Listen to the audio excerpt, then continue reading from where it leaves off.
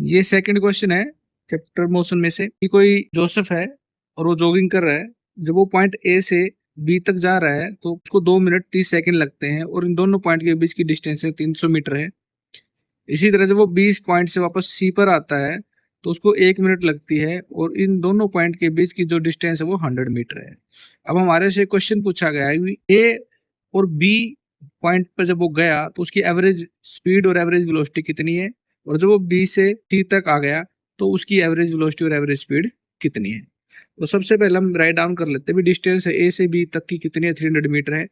और ए और सी के बीच की है वो 200 मीटर है, और distance of C and D उनकी 100 मीटर है। टोटल डिस्टेंस है जो हमारी है वो जितनी उसने ट्रैवल की है वो 300,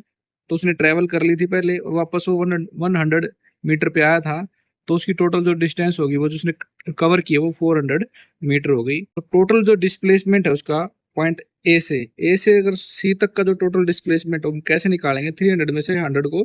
माइनस कर देंगे तो हमारा कितना आ गया, 200 मीटर आ जाएगा। टोटल टाइम निकाले तो हमारा टोटल टाइम कितना आएगा, T1 प्लस T2 हो जाएगा, और T1 हमारा 150 सेकंड है और T2 हमारा 60 सेकंड है, तो टोटल टाइम आ गया हमारा 210 सेकंड। उन्होंने हमारे से पूछा भी एवरेज स्पीड कितनी थी जब वो ए से बी तक गया, तो उसके लिए हम क्या करेंगे, जो ए से बी तक की डिस्टेंस है वो 300 है वो ले लेंगे और उसको T1 जो हमारा है 150 उसे डिवाइड कर देंगे, तो हमारी वैल्यू कितनी आ गई, 2 मीटर पर सेकंड। वेलोसिटी निकालेंगे तो डिस्प्लेसमेंट अगर देखें तो डिस्प्लेसमेंट यहाँ पर अगर हम ध्यान देखें तो ए से बी तक ही गया, तो डिस्प्लेसमेंट और डिस्टेंस दोनों इक्वल हैं, तो हम यहाँ पर सेम वैल्यू लेंगे, 300 को 150 से फिर डिवाइड कर देंगे तो हमारी वैल्यू कितनी आएगी, 2 मीटर पर सेकंड आ जाएगी। जब बी में क्या होता है भी वो कह रहा है ए टू सी में कैलकुलेट कीजिए एवरेज स्पीड और एवरेज वेलोसिटी कितनी, तो एवरेज स्पीड जो होगी वो 300 प्लस 100 कर देंगे तो 400 आ गया, और टोटल टाइम हमारा कितना आया था ऊपर